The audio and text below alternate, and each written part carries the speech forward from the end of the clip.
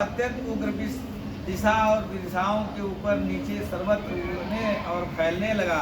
उस असह्य विष से बचने का कोई उपाय भी न था, तो भयभीत होकर संपूर्ण प्रजा और प्रजापति के द्वारा त्राण न मिलने पर भगवान सदाशिव के शरण में गए। भगवान शंकर सती जी के साथ कैलाश पर्वत पर विराजमान थे। बड़े बड़े ऋषि मुनि उनकी सेवा कर रहे थे और वे वहाँ तीनों लोगों के अभ्युदय और मोक्ष के लिए तपस्या कर रहे थे। प्रजापति ने उनका दर्शन करके उनकी स्तुति करते हुए उन्हें प्रणाम किया और प्रजापतियों ने भगवान के देवदेव महादेव भूतात्मन भूत भावन त्राहि मां शरणापन्नं त्रैलोक्य दहनादिशात्। हे देवताओं के देवता आराध्य देव महादेव, आप समस्त प्राणियों के आत्मा और उनके जीवन दाता हैं। हम लोग आपकी शरण में आए हैं। त्रिलोकी को भस्म करने वाले इस उग्र विष से आप हमारी रक्षा कीजिए।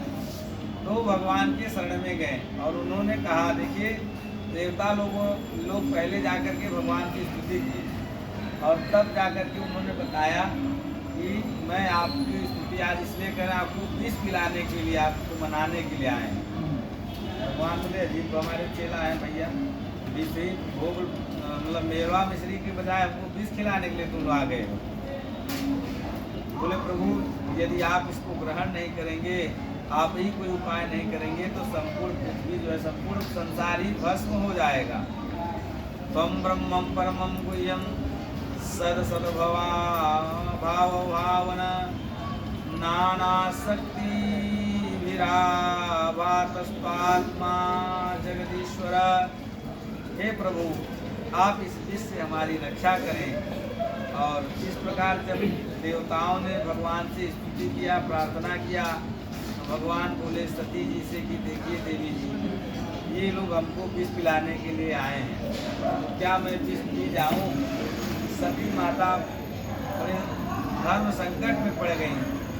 यदि मैं अपने स्वामी को विष पीने के लिए कहती तब ये पातिव्रत धर्म के अनुकूल नहीं रहेगा, प्रतिकूल हो जाएगा। अपने भाई पति को कोई विष पिलाए, ये ठीक बात थोड़ी ना है।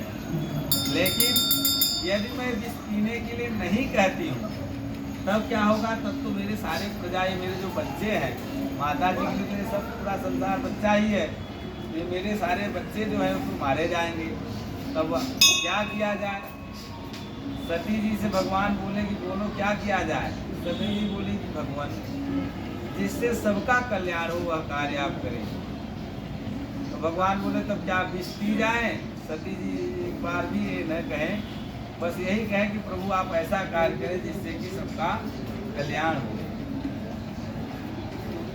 एतत् परम प्रपश्यामो न परम ते महेश्वरः मृडनाय हि लोकस्य व्यक्तिस्ते अव्यक्त कर्मणः। इस संसार का कल्याण जिससे हो सके है भगवान आप वही करिए। मतलब माता जी ने डायरेक्ट पीने के लिए भी न बोले और मना भी न करें। बोले ठीक है, जब आप नहीं मना ही भी नहीं करें और हाँ भी नहीं करें, फिर भी चलो जगत का कल्याण इसी में कि इसको हम ही पी जाए।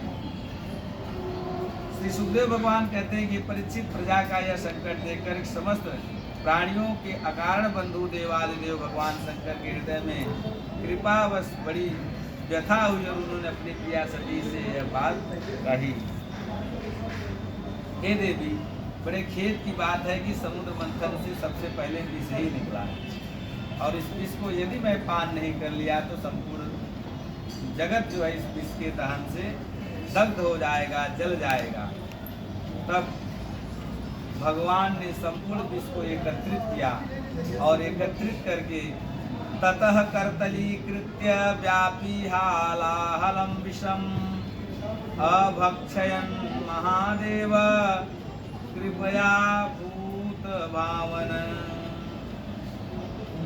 उन्होंने संपूर्ण जगत के कल्याण की कामना से संपूर्ण विष को एकत्रित करके अपनी अंजलि में एकत्रित कर लिए और उस हालाहल विष को भगवान ग्रहण करेंगे। अब ग्रहण तो कर गए। अब उनको तब अचानक याद आ गया कि ये तो विष बड़ा तीक्ष्ण है, और यह तीक्ष्ण विष यदि कंठ के नीचे उतर गया और उदर में प्रवेश कर गया तो हृदय देश में मेरे बैठे हुए हृदय सिंहासन पर बैठे हुए मेरे प्रभु को बड़ा कष्ट होगा। तो इस विष को मैं अंदर ले लूँगा तो मेरे प्रभु को कष्ट होगा, और यदि मैं वमन करते हुए बाहर निकाल लूँ तो सारा विष नष्ट हो जाएगा।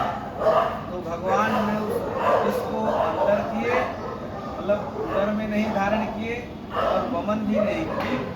कंठ तक वह गया हुआ था विष, कंठ को ये अपने योग बल से भगवान ने कंठ में ही उस विष को अवरुद्ध कर दिए, और उस विष को तीक्ष्ण विष को अवरुद्ध करने के कारण भगवान का जो बढ़कर मुंह के तरह था उनका कंठ जो है नीला वर्ण का हो गया, और तभी से भगवान नीलकंठ कहलाए। बोलिए नीलकंठ भगवान जय हो।